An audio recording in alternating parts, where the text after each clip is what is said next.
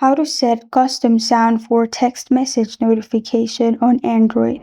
Hi everyone, I'm here to assist you today. Without any delay, let's jump right in. First, open File Manager. In File Manager, click on Audio. Now select the audio you want to add as your custom sound.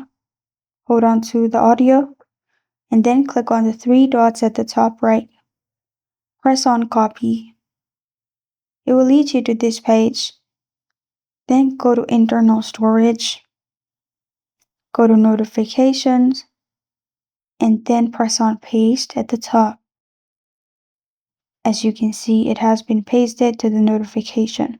Now, if you have an option, hold on to the text message app, go to App Info, and here go to Notification, and if there is an option to select the sound that you prefer, or you can also go to Settings.